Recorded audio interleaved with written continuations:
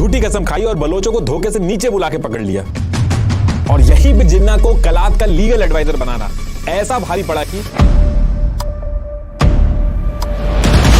अब वो भड़क गए, क्योंकि नेचुरल गैस निकली बलूचिस्तान से, लेकिन निकाल के कराची, लाहौर और रावलपिंडी भेज दी गई। एक अकेला 80 साल का बलोच नवाब नौरोज खान ने अकेले कैसे पूरे एरिया में तूफान मचा लिया। लेकिन राजा रंजीत सिंह जी अड़ गए कि हमारी जमीन के ऊपर से ऐसे ही कोई आर्मी पैर रख के नहीं जा सकती।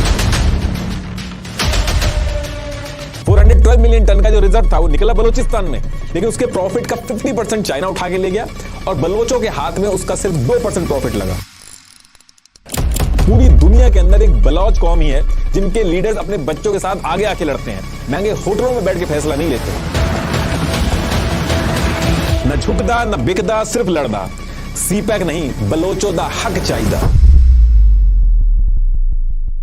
अब देखिए, बलूचिस्तान के लोग अपने राइट्स और आइडेंटिटी के लिए आवाज उठाते रहे हैं, लेकिन ये जो आवाज है ये ग्लोबल लेवल पर क्लैरिटी और इंपैक्ट के साथ नहीं पहुंचती। कभी पॉलिटिकल नॉइज, कभी मीडिया साइलेंस और कभी फ्रेमिंग की कमी इस इशू को दुनिया के नैरेटिव में जगह नहीं बनाने देती। और ये सिर्फ बलूचिस्तान की नहीं, हर उस इंसान की बात है जिसके पास कहने को कुछ इंपॉर्टेंट है पर टूल्स की कमी उसे रोकती है। इसलिए एआई सिर्फ एक टेक रिवॉल्यूशन नहीं है, एक इक्वलाइजर है जो हर इंसान को यह पावर देता है कि वो स्किल्ड बने, अपने आइडियाज को स्ट्रक्चर दे और उन्हें इंपैक्टफुली दुनिया के सामने रख सके। अगर आप इस वीकेंड 2 दिन देके करियर में ग्रोथ चाहते हैं तो मैं आउट स्किल का 2 दिन का एआई ट्रेनिंग प्रोग्राम रिकमेंड करूंगा, जिसमें 16 आवर्स की लाइव एआई ट्रेनिंग होगी ऑन सैटरडे एंड संडे 11 से शाम 7 बजे तक। अभी प्रोग्राम तो 10,000 रुपीज का है, पर मेरे व्यूअर्स के लिए 100% फ्री है। लिंक डिस्क्रिप्शन में है। आउटस्किल वर्ल्ड इंडिया का पहला एआई फोकस प्लेटफॉर्म है, backed by renowned AI investors and founders. इसमें आप सीखोगे 20+ real world AI tools, prompt engineering, AI models, excel, presentation and analytics through AI और बिना कोडिंग के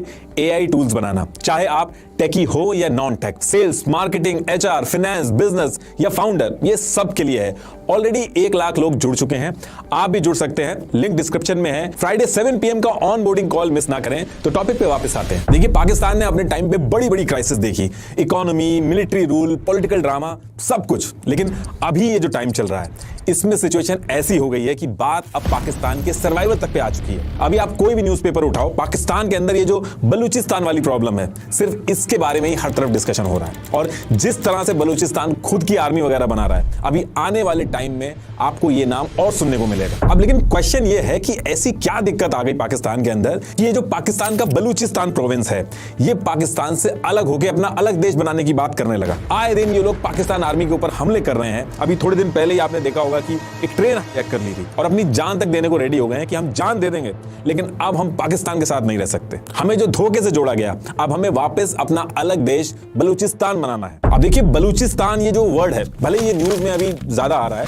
लेकिन ये जो प्रॉब्लम है, ये प्रॉब्लम बहुत पुरानी है और पास्ट में कई ऐसी चीजें हुई हैं जिसकी वजह से दिक्कत आज इतनी बड़ी बन चुकी है। और इस पूरे गेम को समझने के लिए हमें थोड़ा पीछे जाना पड़ेगा। और उससे पहले एक चीज मैं आपको बता देता हूं। देखिए, ये जो पाकिस्तान है, ये मेनली 4 प्रोविंसेस में डिवाइडेड है। ये है खैबर पख्तूनख्वा, इसका बॉर्डर अफगानिस्तान से लगता है। फिर ये पंजाब है, इसका इंडिया के साथ बॉर्डर है। ये पाकिस्तान का मेन प्रोविंस है, जितने भी आर्मी जनरल आप देखोगे सब यहीं से निकलते हैं। और सबसे ज्यादा रिसोर्सेज जो है वो भी पंजाब प्रोविंस जो है वही एंजॉय करता है। ये इधर ये है सिंध, इसका भी बॉर्डर इंडिया से लगता है। और ये है बलूचिस्तान, जिसका बॉर्डर ईरान और अफगानिस्तान से लगता है। तो देखिए, जो बलूचिस्तान वाला जो एरिया था, 12th सेंचुरी में एज सच कोई बाउंड्री वगैरह नहीं थी इस एरिया की, और ना ही इस एरिया का नाम कहीं बलूचिस्तान था। ये जो इस मैप में आप पिंक एरिया देख रहे हो, यहाँ पे अलग अलग एरिया में छोटी छोटी बलूच ट्राइब रहती थी, जैसे मकरान ट्राइब, कच्ची ट्राइब, सिस्तान ट्राइब, टर्बट ट्राइब। यहाँ कोई पॉलिटिकल सिस्टम नहीं था, बस हर ट्राइब का अपना एक सरदार होता था और ऐसे ही अलग अलग ट्राइब्स इस एरिया में रह रही थी। और अगर आप इस मैप को ध्यान से देखोगे तो आज का जो ईरान और अफगानिस्तान है, उसका जो बॉर्डर है, उसके पास वाले एरिया में भी उस टाइम पे ट्राइब्स थोड़ी थोड़ी जगह इन्होंने ले रखी थी और वहां पे रह रही थी, क्योंकि उस टाइम पे बॉर्डर क्लियरली डिसाइड नहीं था।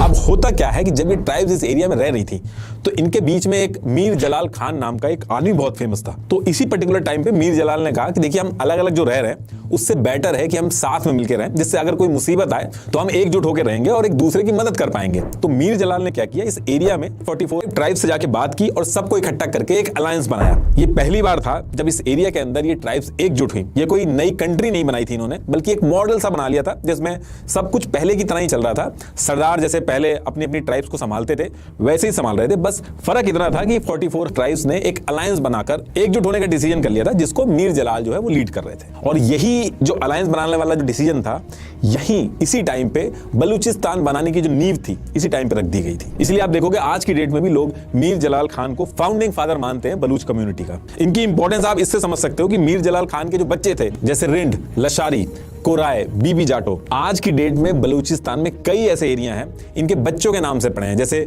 रिंदाबाद village, Korai village, Jatoi city, ये सब इनके बच्चों के नाम से डिराइव हुए हैं। अब देखिए काफी टाइम तक ये जो मॉडल बनाया गया था ये चलता है। इसके बाद 15वीं सेंचुरी आते आते मीर जलाल के बाद मीर चकर रिंद जो थे ये भी आए।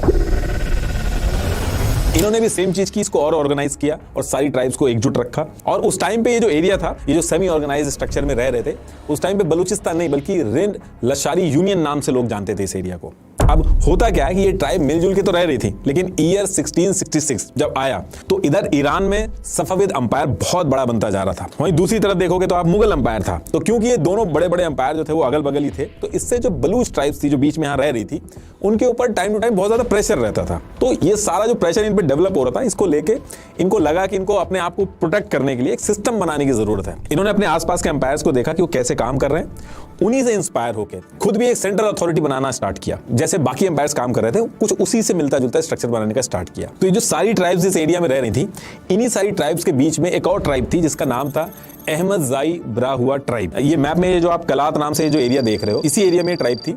और इस ट्राइब के अंदर एक आदमी था मीर अहमद खान। तो जब सेंट्रल अथॉरिटी बनाने की बात चल रही थी तो सारी ट्राइब्स ने मिलकर मीर अहमद खान को खान ऑफ कलात बना दिया। अब ये खान ऑफ कलात क्या है? जैसे बादशाह हेड ऑफ द स्टेट होता है, ठीक उसी तरीके से इन्होंने उसको नाम दिया खान ऑफ कलात, कि मतलब यही लीड करेंगे। अब देखिए यहाँ पे एक चीज ये ध्यान रखने वाली है कि ये जो सारी ट्राइब्स थी, इन्होंने खान ऑफ कलात तो बना दिया था मीर अहमद खान को, लेकिन कुछ ट्राइब्स जो थी उनके जो सरदार थे, उन्होंने कहा कि हम खान ऑफ कलात मान तो रहे हैं आपको, लेकिन हमारी जो ट्राइब है, हमारा जो एरिया है, वहां उसको हम खुद मैनेज करेंगे। तो इस वजह से ये जो मैप में आप ये डार्क ग्रीन एरिया देख रहे हो, इसको खान ऑफ कलात यानी कि मीर अहमद ये डायरेक्टली रूल कर रहे थे। और जो लाइट ग्रीन एरिया है, इसको खान ऑफ कलात ने इनडायरेक्टली रूल किया। और ये जो पूरा ग्रीन एरिया, चाहे वो लाइट ग्रीन है या फिर डार्क ग्रीन है, इस पूरे एरिया को कहा गया खानेत ऑफ कलात।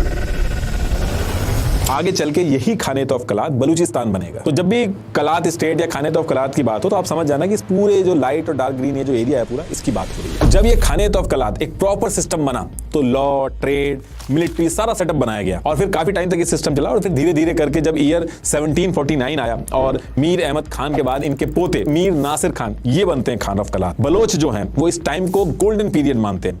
नासिर खान ने आते ही इस पूरे खानेत ऑफ कलात में एक अच्छा पॉलिटिकल सिस्टम बनाया। इन्होंने बलोच आर्मी सेटअप की जिसमें 25,000 सोल्जर्स बनाए, 1,000 कैमल रखे उसमें। देखिए इसमें ये चीज याद रखिएगा, मैं रिपीट भी कर देता हूं कि खानेत ऑफ कलात में कई ट्राइब्स थी जिनके खुद के अलग सिस्टम थे, उनके जो सरदार थे वो उनको चलाते थे, लेकिन ये सब चलते थे खान ऑफ कलात के अंडर। तो इसीलिए खान ऑफ कलात ने क्या किया था, इस एरिया की जितनी भी बलूच ट्राइब थी, सबके जो सरदार थे, इनको बुला के काउंसिल सिस्टम बनाया था, ताकि कोई फैसला हो तो सबकी सहमति हो सके। सब कुछ यही काउंसिल डिसाइड करती थी। जैसे पार्लियामेंट काम करती है, ठीक उसी तरीके से काउंसिल काम करती थी। अब इसके बाद ईयर आता है 1830 और ये ईयर आते आते असली दिक्कतें स्टार्ट होना शुरू होती हैं। इस टाइम पे ब्रिटिशर्स आ चुके थे, अपना अनडिवाइडेड इंडिया पे रूल कर रहे थे। लेकिन सेम टाइम पे क्या था कि ब्रिटिशर्स और रशिया जो थे, इनके बीच में एक जियोपॉलिटिकल लड़ाई चल रही थी, जिसे द ग्रेट गेम भी बोला जाता है। तो ये जो सेंट्रल एशिया का एरिया आप देख रहे हो, जिसमें कजाकिस्तान, उज्बेकिस्तान, टर्कमेनिस्तान, ये पूरा सेंट्रल एशिया बहुत ही इंपॉर्टेंट एरिया माना जाता था। सारे important trade route, silk route, economic activity सब कुछ यहीं से होती थी। और इस सेंट्रल एशिया के अंदर किसी भी एम्पायर और मिलिट्री की प्रेजेंस अगर हो जाए तो एक बहुत बड़ा स्ट्रेटेजिक एडवांटेज मिलता था इससे। तो रशिया ने क्या किया कि धीरे धीरे करके सेंट्रल एशिया के कजाकिस्तान, उज्बेकिस्तान, इन पे कब्जा करके अपना जो एम्पायर था उसको एक्सपेंड कर लिया था। और इसके साथ साथ वो अफगानिस्तान की तरफ भी बढ़ रहे थे। इसके लिए इन्होंने ईयर 1837 में अफगानिस्तान के अंदर अपने डिप्लोमेट कैप्टन इवान को भी भेजा था। अफगानिस्तान के जो रूलर थे उस टाइम के दोस्त मोहम्मद खान, इनसे बात स्टार्ट कर दी थी। अब जब रशिया या अफगानिस्तान में घुस रहा था तो यहां से ब्रिटिशर्स जो थे, जो इंडिया के ऊपर बैठे हुए थे, वो परेशान हो गए। ब्रिटिशर्स जो इंडिया के ऊपर रूल कर रहे थे, इंडिया को वो अपना बहुत ही इंपॉर्टेंट पार्ट मानते थे, क्योंकि यहाँ पे बहुत ज्यादा रिसोर्सेज थी। और रशिया जिस तरीके से बढ़ रहा था और फिर धीरे धीरे अफगानिस्तान में भी घुस रहा था, बहुत पॉसिबिलिटी थी कि वो इंडिया के बॉर्डर तक पहुंच जाता और ब्रिटिशर्स और रशिया आपस में लड़ना नहीं चाहते थे। तो अब यहां से ब्रिटिशर्स ने अपना दिमाग लगाना चालू किया। उन्होंने ये सोचा कि अगर इंडिया और रशिया के बीच में एक बफर जोन होना चाहिए, अगर ये नहीं हुआ तो बहुत बड़ी दिक्कत खड़ी हो जाएगी और जो भी कंट्री इस बफर जोन में हो वो हमारे हिसाब से चले, और अगर ये चीज कर ली तो रशिया इंडिया तक पहुंच ही नहीं पाएगा। तो इसके लिए ब्रिटिशर्स ने प्लान ये बनाया था कि अफगानिस्तान पे रशिया से पहले पहुंच के हम लोग हमला कर देंगे और अफगानिस्तान का जो रूलर है दोस्त मोहम्मद खान, इसको हटा के और अपना जो पपेट रूलर है शाह सूजा, इसको अफगानिस्तान का रूलर बना देंगे, जिससे होगा ये कि अफगानिस्तान के ऊपर रशिया से ज्यादा ब्रिटिशर्स का कंट्रोल रहे, उनका इन्फ्लुएंस रहे। अब अफगानिस्तान पे अगर हमला करना और अपना रूलर बैठाना है तो इंडिया से ब्रिटिशर्स को अपनी आर्मी अफगानिस्तान में पहुंचानी पड़ेगी और उसके लिए एक रूट चाहिए होगा। तो एक रूट तो ये इधर से नॉर्दर्न रूट पेशावर और खैबर के पास के थ्रू जाता था, लेकिन सिख अंपायर था उस टाइम। तो जब ब्रिटिशर्स इस एरिया से अपनी आर्मी ले जाने को कह रहे थे तो सिख अंपायर के जो राजा रंजीत सिंह जी थे उन्होंने साफ मना कर दिया कि जो ब्रिटिश आर्मी है वो हमारी धरती से ऐसे रास्ता बना के नहीं जाएगी। तो जब सिख अंपायर वाला ऑप्शन सही नहीं पड़ा ब्रिटिशर्स के लिए तो यहां से इनकी नजर पड़ती है खानेत ऑफ कलात, जिसको कलात स्टेट भी बोलते थे उस टाइम पे कुछ लोग। तो ब्रिटिशर्स ने प्लान बनाया कि वो इंडिया से बोलन पास, क्वेटा, चमन ऐसे करके अफगानिस्तान पहुंचेंगे और बीच में ये जो बोलन पास, क्वेटा, चमन वाला जो बलूचिस्तान का जो एरिया है, बलूचिस्तान अभी बोल रहा हूं, उस समय बलूचिस्तान एरिया नहीं पड़ा था, ये जो एरिया था इसके लिए अंग्रेजों ने क्या किया, अपने डिप्लोमेट अलेक्जेंडर बर्नीज को उस टाइम के खान ऑफ कलात मेहराब खान के पास भेजा ताकि ये परमिशन वगैरह लेके, एग्रीमेंट वगैरह लेके यहां से निकलने का अरेंजमेंट करें। बेसिकली ब्रिटिशर्स जो थे वो बहुत पावरफुल थे, उनको इस एरिया से जाना था तो इस एरिया पे वो प्रॉपर कंट्रोल चाहते थे। तो इसके लिए इन्होंने पहले खान ऑफ कलात से एक डील करी, उनसे कहा कि हम आपको फाइनेंशियल सपोर्ट करेंगे और आप हमें इस एरिया को यूज करने दो। अब खान ऑफ कलात की भी मजबूरी थी, उन्होंने ये डील मान ली। अब इसके बाद ईयर 1839 ये वो टाइम आया जब ब्रिटिशर्स को कलात स्टेट इस एरिया को यूज करके अपनी आर्मी को अफगानिस्तान पहुंचाना था अटैक करने के लिए। अब भले ही ब्रिटिशर्स ने खान ऑफ कलात से एग्रीमेंट साइन कर लिया था कि वो इस एरिया से जाएंगे, लेकिन लोकल लोग जो थे इस एरिया के वो भले ही साइन हो गया हो खान ऑफ कलात से, वो इस चीज से खुश नहीं थे। उन्होंने कहा कि हमारी जमीन है तो हम ऐसे नहीं जाने देंगे। तो उन्होंने खान ऑफ कलात ने जो एग्रीमेंट किया था उसके अगेंस्ट जाके ब्रिटिश आर्मी पे छोटे छोटे अटैक कर दिए। अब जब ये अटैक हुए तो ब्रिटिशर्स को लगा कि ये जो मेहराब खान है ये तो अपने लोगों को अटैक करने से रोक ही नहीं पा रहा है, और साथ में इनको ये भी डाउट हुआ कि क्या पता मेहराब खान जानबूझ के ना रोक रहा हो, वो चाह रहा हो कि ऐसे अटैक होते रहें। इसके साथ साथ एक डाउट ये भी था मेहराब खान के ऊपर कि शायद ये अफगानिस्तान से भी इसके कुछ लिंक हैं। तो कुल मिला के ब्रिटिशर्स को ये लग रहा था कि भले ही मेहराब खान ने एग्रीमेंट साइन कर दिया हो, लेकिन ये पॉसिबिलिटी है कि पीछे से खुद ही अटैक करवा रहा हो। तो ब्रिटिशर्स ने गुस्से में नवंबर 1839 में कलात स्टेट इस पे अटैक करके मेहराब खान को मार दिया, और जो मेहराब खान का एंटी था शाह नवाज खान, उसको खान ऑफ कलात बना दिया जो ब्रिटिशर्स के हिसाब से चलता था। अब इसके बाद ब्रिटिशर्स को यह समझ में आ गया था कि अगर इस पूरे एरिया को रशिया से बचा के बफर जोन बनाना है तो कलात स्टेट के इस रीजन को अपने कंट्रोल में रखना होगा। ब्रिटिशर जो थे पूरे कलात स्टेट को अपने अंडर में लेने के लिए इंटरेस्टेड नहीं थे, क्योंकि उस टाइम पे दूर दूर तक खाली लैंड थे, रिसोर्सेज इतने थे नहीं, और किसी भी लैंड को अपने अंडर में लेने में बहुत सारी आर्मी वगैरह लगानी पड़ती हैं, तो वो इस चीज में इंटरेस्टेड नहीं थे। तो उन्होंने क्या किया, कलात स्टेट जो था इसको दो पार्ट में डिवाइड कर दिया।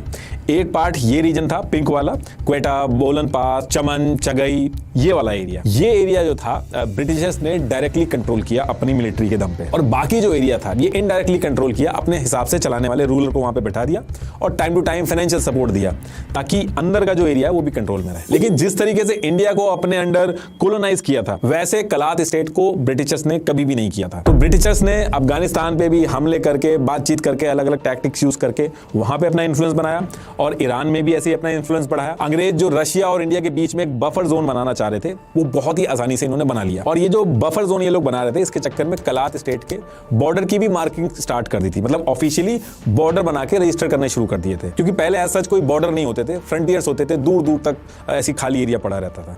तो जब ब्रिटिशर्स ने कलात स्टेट के बॉर्डर बनाना चालू किए तो कलात स्टेट के बॉर्डर के पास का काफी एरिया जो ईरान और अफगानिस्तान के बॉर्डर से लगता था उसको कभी गोल्ड माइन लाइन एग्रीमेंट के थ्रू और कभी ट्रीटी ऑफ गंडामार्क करके ईरान और अफगानिस्तान को दे दिया, ताकि ईरान और अफगानिस्तान खुश रहें और रशिया के इन्फ्लुएंस से दूर रहें। और ये सारी चीजें करने के थोड़े ही दिन बाद 8 दिसंबर 1876 में कलात स्टेट के साथ एक ऑफिशियल ट्रीटी भी कर ली कि हर चीज ऑन पेपर भी रहे, जिसको ट्रीटी ऑफ कलात कहते हैं।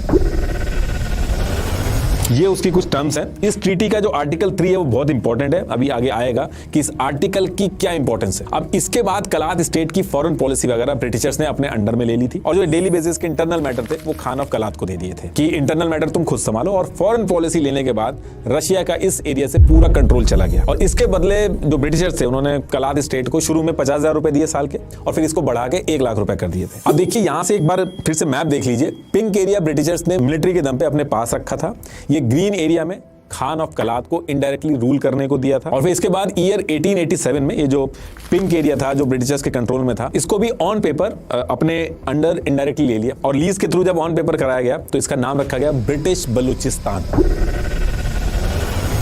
और इस तरीके से ऑफिशियली पहली बार बलूचिस्तान का नाम यूज हुआ। बाकी बचा हुआ जो ग्रीन एरिया था वो अभी भी उसको कलात स्टेट ही बोलते थे, खानेत ऑफ कलात। अब देखिए इसके अगले 50-60 साल तक एज सच कोई बड़ा इवेंट नहीं होता है, और फिर ब्रिटिशर्स के जाने का टाइम पास आ जाता है। जो अनडिवाइडेड इंडिया था उसका बंटवारा होना था, पाकिस्तान बनना था।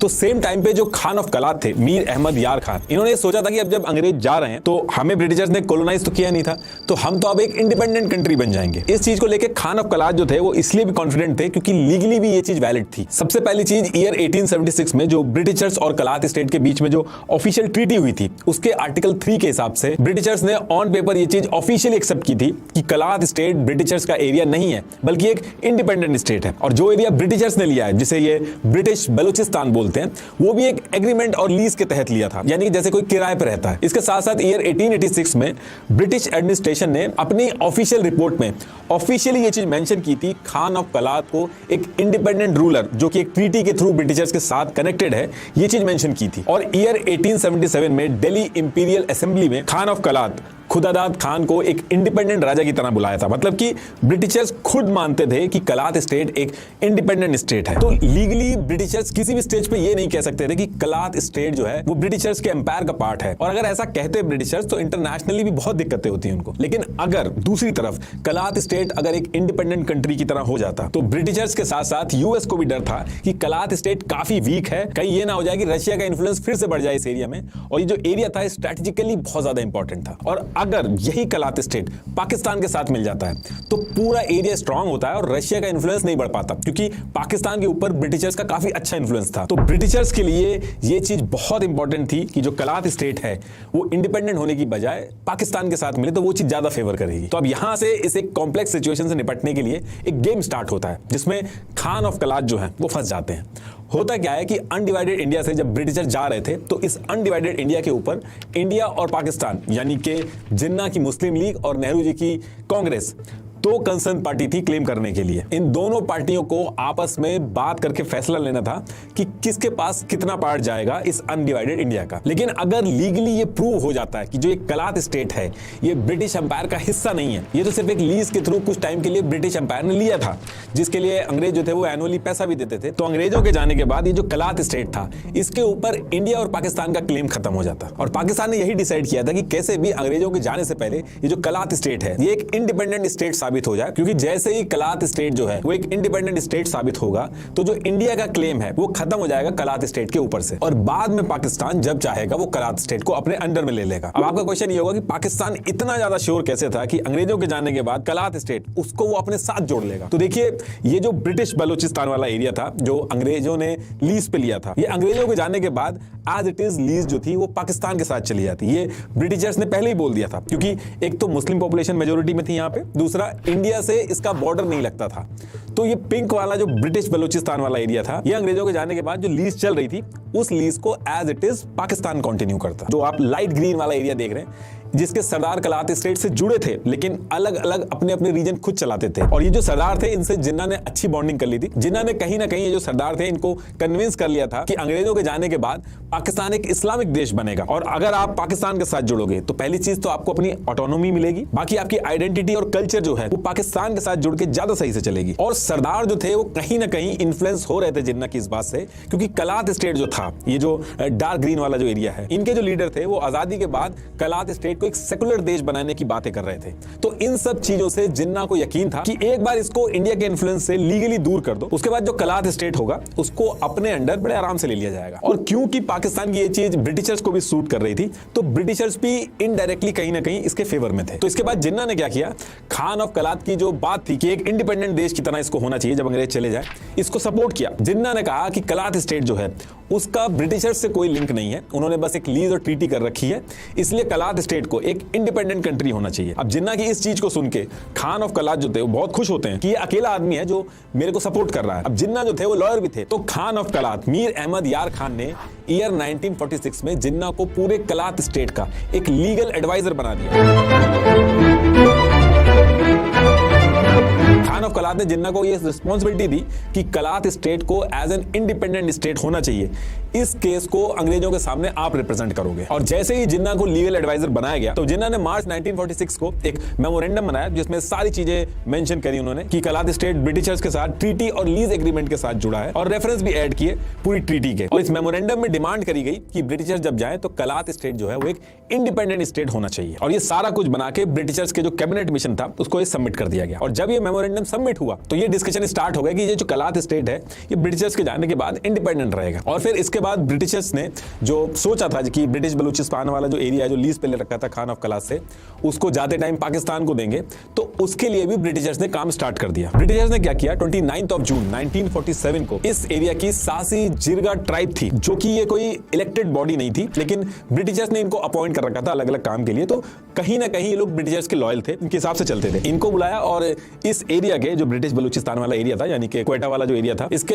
म्युनिसिपैलिटी के नॉन ऑफिशियल मेंबर्स भी बुलाए और एक वोटिंग करा दी कि ब्रिटिश बलूचिस्तान को कहां पे जोड़ना चाहिए। अब इस वोटिंग को लेकर कलात स्टेट की जो लीडरशिप थी ये बहुत ज्यादा गुस्से में हुई कि आपने किसी भी कलात की लीडरशिप को इन्वॉल्व नहीं किया, कोई रेफरेंडम नहीं कराया और पूरे स्टेट में बिना पूछे वोटिंग कराई। और इस वोटिंग का जब रिजल्ट आया तो ये डिसाइड हुआ कि ब्रिटिशर्स के जाने के बाद ये जो एरिया है जो ब्रिटिशर्स ने लीज पे लिया है ब्रिटिश बलूचिस्तान वाला, ये एज इट इज पाकिस्तान को चला जाएगा। अब इस चीज को लेकर जो बलोच ट्राइब थी, जो कलात रीजन वाला जो एरिया था, इसको बहुत अपोज किया। उन्होंने कहा कि अंग्रेजों ने तो लीज कर रखी थी, वो इस एरिया के कोई ओनर तो थे नहीं, तो उनका क्या हक बनता है कि वो इस एरिया को पाकिस्तान के साथ भी लीज पे दे दें। तो जब ये सारी बातें चल रही थी तो इसके बाद फिर डेट आती है 4 अगस्त 1947। इस दिन कलात स्टेट इंडिपेंडेंट होना चाहिए, इसको लेके हर तरफ बात तो हो ही रही थी। और इसी दिन लॉर्ड माउंटबेटन, जिन्ना और खान ऑफ कलात एक राउंड टेबल कॉन्फ्रेंस करते हैं और यहां से ये डिसाइड होता है कि कलात स्टेट जो है, जो ईयर 1838 का स्टेटस था, वही स्टेटस रहेगा कलात स्टेट का, यानी कि कलात स्टेट जो है वो इंडिपेंडेंट रहेगा। अब ये जो सबने मिलकर डिसीजन बनाया, इसको लेके खान ऑफ कलात तो बहुत ज्यादा खुश हुए। इन्होंने कहा कि एक काम और कर दीजिए, एक रिटर्न एग्रीमेंट भी कर लेना चाहिए कि कलात स्टेट जो है वो इंडिपेंडेंट रहेगा। अब इस रिटर्न एग्रीमेंट को लेके तो पाकिस्तान के लिए दिक्कत हो जाती, तो ब्रिटिशर्स ने इंडिपेंडेंट कलात स्टेट के लिए डिक्लेरेशन तो दे दिया, लेकिन रिटर्न एग्रीमेंट पे साइन नहीं किया। उन्होंने ये कहा कि अब इसका कोई मतलब नहीं रह गया। इसके बाद खान ऑफ कलात ने यह कहा कि आप एटलीस्ट पब्लिक अनाउंसमेंट कर दीजिए, लेकिन ब्रिटिशर्स ने उसके लिए भी मना कर दिया। और फिर खान ऑफ कलात ने इसको बहुत बड़ा इशू नहीं बनाया कि हमारा जो एरिया है, हमारा जो कल्चर है, हमारी आइडेंटिटी है, अब वो एक इंडिपेंडेंट देश में रहेगी। और सेम डे यानी कि 4 अगस्त 1947 को कलात स्टेट और पाकिस्तान के जिन्ना ने एक स्टैंड स्टिल एग्रीमेंट साइन किया। इस एग्रीमेंट में पाकिस्तान ने ऑफिशियली कलात स्टेट को एक इंडिपेंडेंट स्टेट माना, और जैसे ये हुआ अब यहां से इंडिया का रोल खत्म हो जाता है। और ये स्टैंड स्टिल एग्रीमेंट की जो डेट है, आप अगर इंटरनेट पे देखोगे तो कहीं पे 11 अगस्त भी लिखा होगा, लेकिन 11 अगस्त को अनाउंसमेंट हुई थी, एक्चुअल में 4 अगस्त को ही ये साइन हुआ था। तो पाकिस्तान इस चीज को लेकर बहुत खुश था क्योंकि उसने स्टैंड स्टिल एग्रीमेंट साइन कर लिया था, और इसकी वजह से इंडिया जो है इस पूरे गेम से बाहर हो गया था। वरना अगर ये एग्रीमेंट साइन नहीं होता तो वही कश्मीर वाली जैसी सिचुएशन इंडिया और पाकिस्तान के बीच में फिर से बन सकती थी। अब इसके बाद अंग्रेजों के जाने के बाद जैसे 15 अगस्त 1947 इंडिया को आजादी मिली, पाकिस्तान अलग स्टेट बना, same day Khan of Kalat Mir Ahmad Yar Khan ने भी अपनी इंडिपेंडेंस अनाउंस कर दी। और फिर इस अनाउंसमेंट के करीब एक महीने बाद यानी कि 12 सितंबर 1947 को ब्रिटिशर्स ने एक छोटा सा ऑफिशियल स्टेटमेंट दिया। उन्होंने कहा कि ये जो खान ऑफ कलात मीर अहमद यार खान ने ये जो कलात स्टेट की इंडिपेंडेंस अनाउंस की है, ये कर तो दी है इन्होंने, लेकिन कलात स्टेट जो है ये इंटरनेशनल रिस्पॉन्सिबिलिटी संभालने की सिचुएशन में नहीं है। अभी जो स्टेटमेंट है ये सुनने में तो बहुत नॉर्मल लग रहा है, लेकिन इसके बहुत मायने हैं। ये पूरा स्टेटमेंट पाकिस्तान के सपोर्ट में गया, और इस स्टेटमेंट के बाद पाकिस्तान ने प्रेशर बनाना चालू किया खान ऑफ कलात पे कि पाकिस्तान से जुड़ जाओ। पाकिस्तान ने दो चीजें की, एक तो कलात स्टेट पे हमला करने के लिए तैयारी शुरू कर दी और धीरे धीरे करके आर्मी डिप्लॉय करना स्टार्ट कर दिया। और साथ में जो पहले मैंने बताया था कि कलात स्टेट के साथ जो मकरान, लसबेला और खरान वाला जो एरिया है, जिनके सरदार कलात स्टेट के साथ जुड़ गए थे, इनके लीडरों से जिन्ना ने बात करना स्टार्ट कर दिया था कि पाकिस्तान से जुड़ जाओ। अब ये सारी चीजें देख के जो खान ऑफ कलात थे, उन्होंने दिसंबर 1947 में ये तुरंत ब्रिटिशर्स के पास गए कि ये जो पाकिस्तान है ये हमारे साथ जुड़ने के लिए बोल रहा है, हम पे हमला करने की प्लानिंग कर रहा है, तो हमें भी मिलिट्री सपोर्ट चाहिए। लेकिन ब्रिटिशर्स ने साफ मना कर दिया। इसके बाद खान ऑफ कलात जो थे वो अफगानिस्तान के पास गए, यहां तक कि इंडिया के पास भी गए, लेकिन अफगानिस्तान और इंडिया ने भी सपोर्ट करने से मना कर दिया। और फिर जनवरी 1948 की स्टार्टिंग में पाकिस्तान ने मकरान, लसबेला और खरान के जो लीडर थे इनसे बात करी, एक डील करी, जिसमें यह हुआ कि पाकिस्तान जो है इनको फाइनेंशियल सपोर्ट देगा, इनके जो सरदार हैं उनको स्टेट हेड बनाएगा पाकिस्तान का, इनके कल्चर और आइडेंटिटी को कभी भी नहीं छेड़ेगा। ये सारी चीजें बोलने के बाद 17 मार्च 1948 में पाकिस्तान ने इनको जोड़ लिया। जैसे ये सारे सरदार पाकिस्तान से मिले, जो कलात स्टेट वाला जो एरिया था वो चारों तरफ से फंस गया। आप अगर इसको मैप में देखोगे तो एक लैंडलॉक एरिया की तरह बन गया, पॉलिटिकली पूरी तरीके से आइसोलेट हो गया। ब्रिटिश बलूचिस्तान जो था वो पहले से ही पाकिस्तान के पास था। ये मिलने के बाद पूरा का पूरा एरिया पाकिस्तान के पास आ गया। और फिर इसके ठीक 10 दिन बाद पाकिस्तान के मेजर जनरल मोहम्मद अकबर खान ने पाकिस्तान की आर्मी के साथ कलात में घुसना स्टार्ट किया और पाकिस्तान की नेवी के डिस्ट्रॉयर्स जो थे, वॉरशिप थी, उनको पसनी और जिवानी के जो पोर्ट्स थे वहां पे तैनात कर दिया और चारों तरफ से घेर के ये खान ऑफ कलात को कराची ले गए और यहां पे डॉक्यूमेंट पे साइन करा के पूरा का पूरा एरिया पाकिस्तान में ले लिया। और अब ये पूरा एरिया पाकिस्तान में लाके इसका नाम रखा गया बलूचिस्तान। अब देखिए, पाकिस्तान ने खान ऑफ कलात मीर अहमद यार खान से जबरदस्ती डॉक्यूमेंट तो साइन करा लिए थे, लेकिन इसके तुरंत बाद एक दिक्कत स्टार्ट हो गई। खान ऑफ कलात के जो भाई थे प्रिंस अब्दुल करीम, ये बहुत ज्यादा गुस्सा हो जाते हैं कि ये पाकिस्तान ने धोखा किया। तो इनके भाई अप्रैल 1948 को 100 से 150 आदमी अपने साथ इकट्ठा करते हैं, एक बलोच नेशनल लिबरेशन कमेटी बनाते हैं और गुरिल्ला वॉर स्टार्ट कर देते हैं पाकिस्तान आर्मी के खिलाफ। अफगानिस्तान के बॉर्डर के पास ये जो साउथ वेस्ट बलूचिस्तान वाला जो एरिया था, खरान हिल्स और नोच की जो पहाड़ियां थी, वहां जाके सब बैठ जाते हैं और पाकिस्तान फोर्सेस पे बैक टू बैक हमला करने लगते हैं कि हमारा जो स्टेट है उसको वापस करो। अब देखिए, भले ये लोग नंबर्स में कम थे, लेकिन पूरे एरिया के चप्पे चप्पे को ये लोग जानते थे। तो कितनी भी बड़ी आर्मी रहती थी, उनको बहुत परेशानी होती थी इनसे डील करने में। ये एक दो लोग पहाड़ी से उतरकर हमला करते थे और फिर पहाड़ियों में ही छुप जाते थे। तो इस चीज से पाकिस्तान की नाक में दम हो गया था, कोई सोल्यूशन नहीं मिल रहा था। फिर क्या हुआ कि 8 जुलाई 1948 को इस दिन पाकिस्तान फोर्सेस ने प्रिंस अब्दुल करीम से बातचीत स्टार्ट की और कुरान की कसम खाई कि आप लोग नीचे आओ, सरेंडर करो, हम आपको माफ कर देंगे। आपकी जो बाकी ट्राइब्स है, वो जो लोग ऊपर बैठे हैं, उनको भी आप नीचे लेके आओ, कोई दिक्कत नहीं होगी, इस लड़ाई को आप बंद करो। अब ये सारे लोग ये बात सुन के नीचे आ जाते हैं, क्योंकि कुरान की कसम जो है मुस्लिम्स के लिए बहुत बड़ी बात होती है। लेकिन जैसे ये लोग नीचे उतरे तो ये मुकर गए।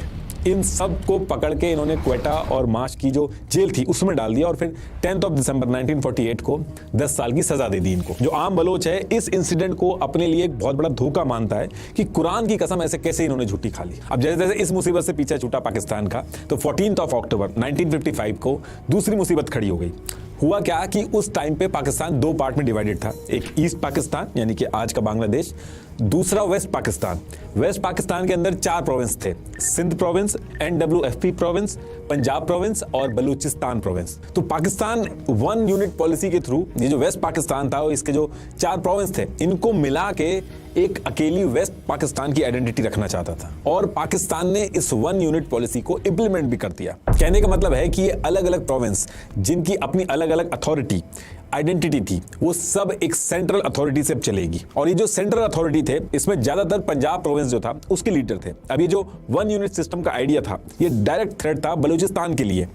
इससे दिक्कत यह थी कि बलूचिस्तान की अपनी आइडेंटिटी, हिस्ट्री, इवन कॉन्स्टिट्यूशन तक था। इस 1 यूनिट सिस्टम के आने से इनकी आइडेंटिटी खत्म हो रही थी, यहां तक कि नाम तक खत्म हो रहा था। जो ये 1 यूनिट पॉलिसी लाए थे, इससे इनका नाम वेस्ट पाकिस्तान हो गया था, तो जो बलूचिस्तान नाम था वो ऑफिशियली डिसअपीयर हो रहा था। अब इससे हुआ ये कि जो बलोच थे, जिन्होंने इसलिए मर्जर किया था पाकिस्तान के साथ कि वो अलग से अपना एक सिस्टम चला पाएंगे, वो एक सेकंड क्लास सिटीजन बन गए। पूरा का पूरा जो उनका अलग से पॉलिटिकल रिप्रेजेंटेशन था वो बचा ही नहीं। पाकिस्तान की पंजाब लीडरशिप सब संभालने लगी। तो इसको लेके पूरे बलूचिस्तान में विरोध होना स्टार्ट हुआ। बात इतनी बढ़ गई कि ईयर 1958 आते आते पाकिस्तान को इस पूरे एरिया में मार्शल लॉ लगाना पड़ा।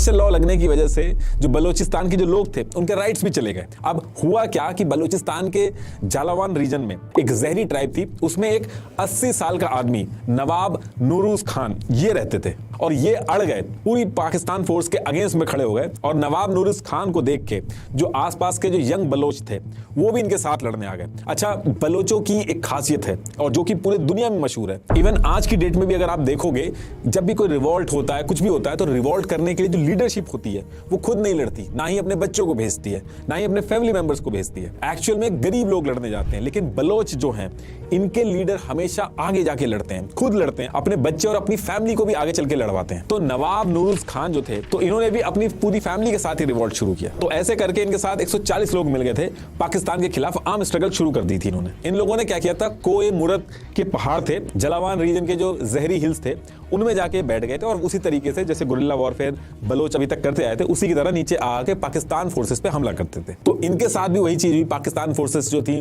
वो परेशान हो गई लड़ लड़ के। तो पाकिस्तान ने इनके साथ भी एक डील की। तो इन्होंने कहा कि आप 1 यूनिट पॉलिसी को मानते नहीं हो, इसके लिए आप लड़ो मत, हम इसको हटा देते हैं और आप सबको माफी दे देते हैं। यहां भी इन्होंने कुरान की कसम खाई। जैसे ये नीचे आए, इनको पकड़ के जेल में डाल दिया गया और 15 जुलाई 1960 को नवाब नूरुज खान के बेटे और बाकियों के साथ दे दी गई। लेकिन इससे आम जनता और भड़क गई। पूरे बलूचिस्तान में छोटे छोटे अलग अलग ग्रुप बन गए और उन्होंने Pakistan forces, police post, railway, telecommunication, government supply line, सब पे हमला करना स्टार्ट किया। पाकिस्तान ने भी इसके जवाब में एयर स्ट्राइक वगैरह करी और जब एक डेडलॉक जैसी सिचुएशन बन गई, क्योंकि पहाड़ में चप्पा चप्पा जानते थे, पाकिस्तान फोर्सेस के लिए इनसे लड़ना बहुत मुश्किल हो जाता था। तो थक हार के 1 जुलाई 1970 में जनरल याया खान ने 1 यूनिट पॉलिसी को खत्म किया। अब जब ये पॉलिसी हटी तो 7 दिसंबर 1970 को पाकिस्तान में पहली बार जनरल इलेक्शन होने वाले थे। तो ये जो जनरल इलेक्शन होने थे, ये सारे के सारे प्रोविंस में होने थे, तो बलूचिस्तान के अंदर भी होने थे। तो बलूचियों ने क्या किया कि जो उनकी लोकल पार्टी थी, जैसे NAP, JUI, इनको वोट देके जितवा दिया और सेम टाइम पे पाकिस्तान के हाथ से ईस्ट पाकिस्तान यानी कि आज का जो बांग्लादेश है वो भी निकल गया। अब जैसे ही पाकिस्तान से ईस्ट पाकिस्तान यानी कि बांग्लादेश अलग हुआ, तो पाकिस्तान का पूरा कॉन्स्टिट्यूशन तो खत्म हुआ और नया कॉन्स्टिट्यूशन बनना था। तो इसके लिए बलूचिस्तान की जो लोकल पार्टियां थी, NAP और JUI, जो इलेक्शन जीती थी, उसके सपोर्ट की भी जरूरत थी। थोड़े दिन पहले ही बांग्लादेश अलग हुआ था, तो अब पाकिस्तान थोड़ा नरमी दिखाता है। तो यहाँ पे जुल्फिकार अली भुट्टो जो थे, उनको कॉन्स्टिट्यूशन बनाने के लिए जो बलूचिस्तान में जीती हुई पार्टियां थी उनका सपोर्ट चाहिए था। तो जुल्फिकार अली भुट्टो जो थे, वो बलूचिस्तान की जो पॉलिटिकल पार्टियां थी उनको अपने इन्फ्लुएंस में लिया। बलोचों के सरदार अताउल्लाह मैंगल को बलूचिस्तान का CM बनाया, घौश बख्श जो थे उनको गवर्नर बनाया और बलूचिस्तान के जो बाकी हिस्सों में भी जो अलग अलग लोग जीते थे उनको उस एरिया का हेड बनाया। बलोच इससे बहुत ज्यादा खुश हुए और कॉन्स्टिट्यूशन बनाने में पाकिस्तान को जिस तरीके का सपोर्ट चाहिए था, बलोचों की जीती हुई पार्टियों ने दिया। और ये सब निपटने के बाद जुल्फिकार अली भुट्टो जो थे वो PM बनते हैं पाकिस्तान के, और उसके कुछ ही दिन बाद यानी कि 10 फरवरी 1973 को बलूचिस्तान की जो पॉलिटिकल पार्टी थी NAP, उसको बैन कर दिया गया और फुल स्केल मिलिट्री ऑपरेशन चालू कर दिया गया। बलूचिस्तान के चप्पे चप्पे पे आर्मी आके बैठ गई थी। भुट्टो ने कहा कि ये जो NAP जो पॉलिटिकल पार्टी है बलोचियों की, ये बाहर की कंट्रियों के साथ मिलकर देशद्रोह कर रही थी, प्लानिंग कर रही थी, और ये जो पूरा मिलिट्री ऑपरेशन किया गया इस पूरे एरिया के अंदर, हजारों लोगों की जान गई। बलोच जर्नलिस्ट जो थे, स्टूडेंट्स, एक्टिविस्ट, सरदार, सब पे क्रैकडाउन चालू हो गया। अब इसके बाद जगह जगह पे बलूचिस्तान के अंदर गुरिल्ला वॉरफेयर शुरू हो गया। जैसे तैसे करके कुछ टाइम के लिए जियाउल हक ने एक बेसिक डील करी, जितने भी सरदार थे उनसे बातचीत करके गवर्नमेंट में ऊंची ऊंची पोस्ट दी गई।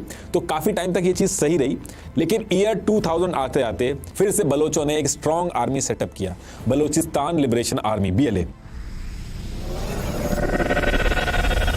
ये जो BLA बलोचों ने बनाई थी, ये अभी तक का इनका सबसे ऑर्गेनाइज लड़ने का तरीका था। और इसी टाइम पे पाकिस्तान में क्या हो रहा था कि बलूचिस्तान का एक स्ट्रेटेजिक एरिया था, तो पाकिस्तान ने चाइना के साथ मिलकर बलूचिस्तान में एक एरिया है ग्वादर, वहां पे पोर्ट बनाने की डील कर ली। इनका प्लान ये था कि एक तो ये इंटरनेशनल ट्रेड हब बनेगा, दूसरा इंडिया को भी काउंटर करने में इससे आसानी होगी। लेकिन ये सारी चीजें देख देख के बलोच जो थे वो एकदम फ्रस्ट्रेट होते जा रहे थे। उन्होंने कहा कि एक भी बलूचिस्तानी लीडर जो था उसको कॉन्फिडेंस में लिए बिना ये जो ग्वादर पोर्ट का जो एरिया है इसको चाइनीज के साथ मिलकर इन्होंने स्टार्ट कर दिया। दूसरी चीज, ये जो डील करी इसमें जो जॉब होनी थी उसमें लोकल जो बलोच कम्युनिटी थी उनको लेने की बजाय चाइनीज और पाकिस्तान के पंजाब प्रोविंस के जो लोग थे उनको रखा गया। ऊपर से इस पूरे एरिया में आर्मी का परमानेंट सेटलमेंट कर दिया गया। और इससे कुछ टाइम पहले भी बलूचिस्तान के छगई डिस्ट्रिक्ट में सोना और तांबा मिला था, 412 मिलियन टन का रिजर्व मिले थे। यहाँ पे भी पाकिस्तान ने चाइनीज इंजीनियर्स के साथ मिलकर काम किया था। जितना प्रॉफिट हुआ था उसमें से चाइना ने 50% लिया था, पाकिस्तान ने 48% लिया था और बलोचिस्तान के पास सिर्फ 2% आया था। तो ये सब देख के बलोच जो थे वो बहुत ज्यादा फ्रस्ट्रेट हो गए थे और इन्होंने जो BLA बनाई थी